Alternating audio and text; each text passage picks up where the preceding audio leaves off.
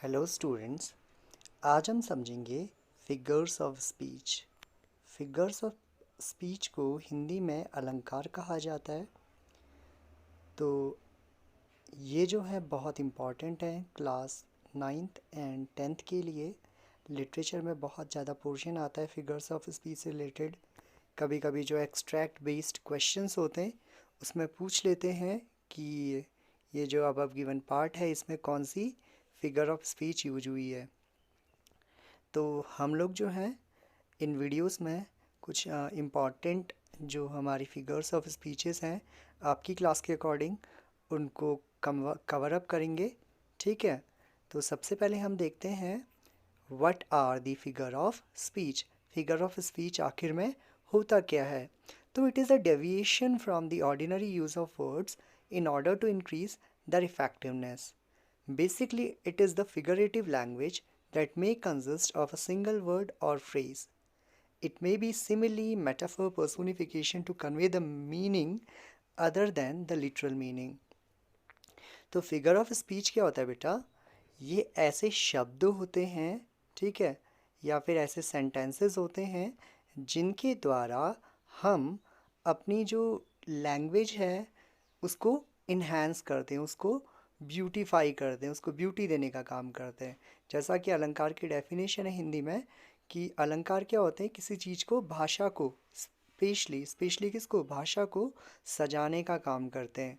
तो वैसे ही figure of speech जो है वो हमारी भाषा को सजाने का काम करती हैं। ये एक शब्द हो सकता है या फिर एक फ्रेज़ हो सकता है। तो हमारे पास बहुत अलग अलग टाइप की फिगर ऑफ स्पीचेस हैं, जैसे सिमिली है, मेटाफर है, पर्सोनिफिकेशन है, और हर किसी फिगर ऑफ स्पीच की एक अलग मीनिंग है। ये जो हैं कुछ पर्टिकुलर मीनिंग्स को कवर अप करते हैं। तो इस वीडियो में हम आज 4 फिगर ऑफ स्पीच को देखेंगे, बाकी फिगर ऑफ स्पीच हम नेक्स्ट वीडियो में देखेंगे। ठीक है, तो सबसे पहले हमारी फिगर ऑफ स्पीच आती है दैट इज़ ओके। उससे पहले हम देखते हैं इम्पॉर्टेंस। ठीक, इम्पॉर्टेंस क्या है फिगर ऑफ स्पीच की। तो पहला पॉइंट मैंने जैसे अभी आपको बताया, it enhances the beauty of the writing. ये क्या करता है? राइटिंग जो है, आपने जो भी टेक्स्ट लिखा है उसकी ब्यूटीफाई करने का काम करता है। ठीक, जो हम नॉर्मल भाषा बोलते हैं उसको थोड़ा सा क्या करता है? ब्यूटीफाई करता है। And it makes the sentence deeper and leaves the reader with a sense of wonder. It brings life to the words used by the writer. तो कभी कभी क्या होता है ना, हम जो लैंग्वेज यूज करते हैं नॉर्मल लैंग्वेज, वो साधारण बोलचाल की भाषा में तो अच्छी लगती है, मगर अगर हम उसको एक रिटन फॉर्म में लिखें तो ज़्यादा अच्छी नहीं लगती। तो फिगर ऑफ स्पीच क्या करता है? उस भाषा को ब्यूटीफुल बनाने का काम करता है ताकि जो रीडर उसे पढ़े तो उसको इंटरेस्ट आए पढ़ने में। And it not only shows the writers intent but also his purpose of using such language. तो फिगर ऑफ स्पीचेस जो है ना, वो राइटर के जो माइंड में क्या चल रहा है ये भी बताने का काम करती हैं। हर एक राइटर की एक डिफरेंट राइटिंग स्टाइल होती है, और हर एक राइटर जो है अलग अलग टाइप की फिगर ऑफ स्पीचेस को यूज़ करते हैं। ठीक, तो ये जो है फिगर ऑफ स्पीच हमें बताती हैं कि राइटर की जो राइटिंग स्टाइल क्या है। And it also adds flavour to writing and makes it so much enjoyable for the reader. ठीक है, तो जैसे मैंने आपको बताया कि ये क्या करता है, फ्लेवर ऐड करता है जो नॉर्मल लैंग्वेज होती है उसमें। इससे क्या होता है, जो रीडर होता है उसको इंटरेस्ट आता है पढ़ने में।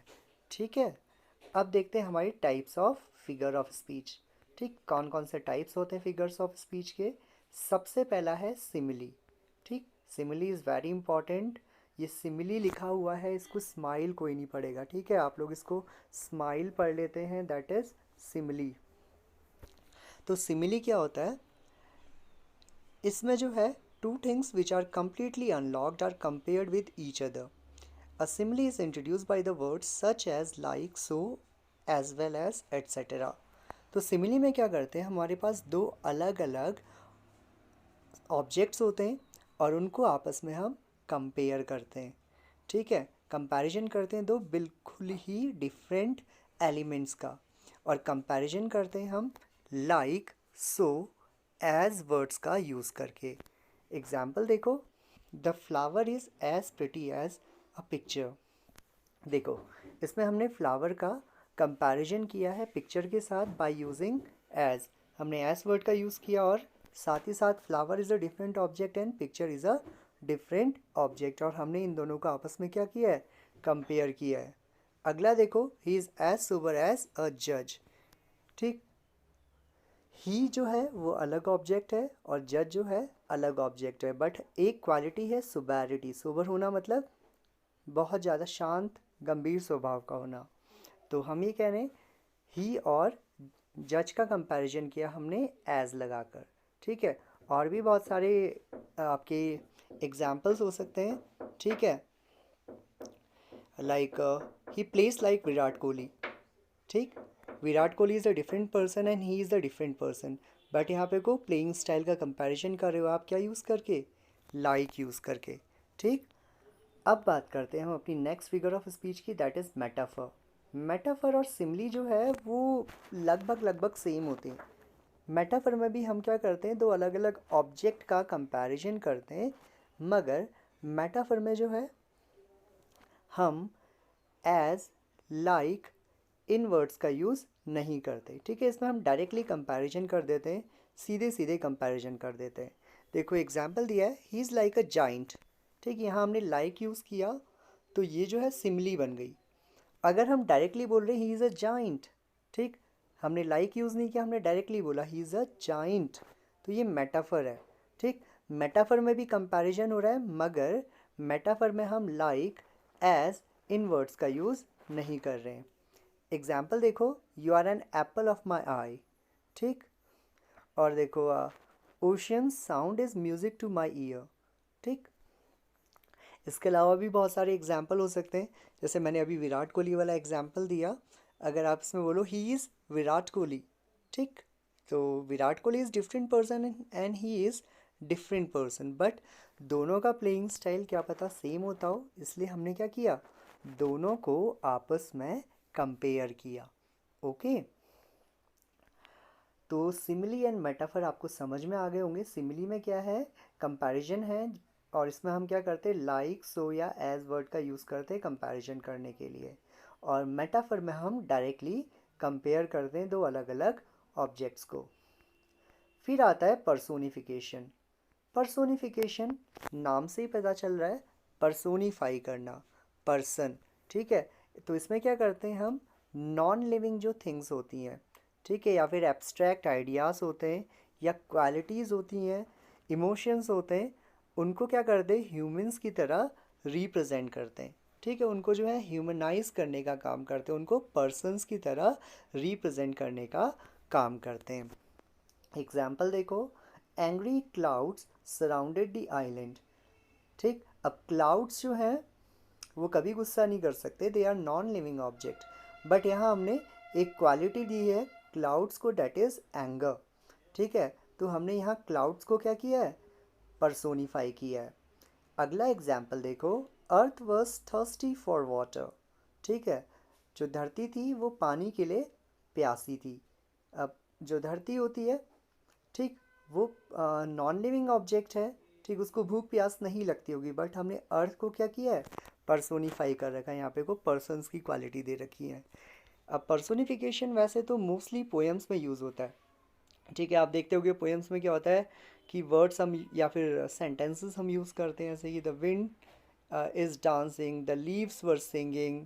ठीक है, the rain was singing a song. अब रेन है, गाना नहीं गा सकती, लीव्स डांस नहीं कर सकती, तो हमने क्या कर रखा है, इनको पर्सोनीफाई किया है। Okay, last figure of speech for today is apostrophe. Apostrophe में क्या होता है, इसमें जो है हम एब्सेंट या फिर इनएनिमेट जो ऑब्जेक्ट्स होते हैं उनको कॉल करते हैं। ठीक है, उनको बुलाते हैं। जैसे आप कह रहे हो, oh God please come here. God is abstract thing. Abstract मतलब वो हमारे दिमाग में ही तो है ना, वो रियल लाइफ में प्रेजेंट नहीं है गॉड, बट हम यहाँ का क्या कर रहे हैं, गॉड को बुलाने का काम कर रहे हैं। वैसे ही एक और एग्जांपल देखो, O death please come to me. अब आप इसमें क्या कर रहे हो, डेथ को कॉल आउट कर रहे हो। ठीक है, death is also abstract object. तो एपिस्ट्रॉफी में क्या होता है कि हम जो हैं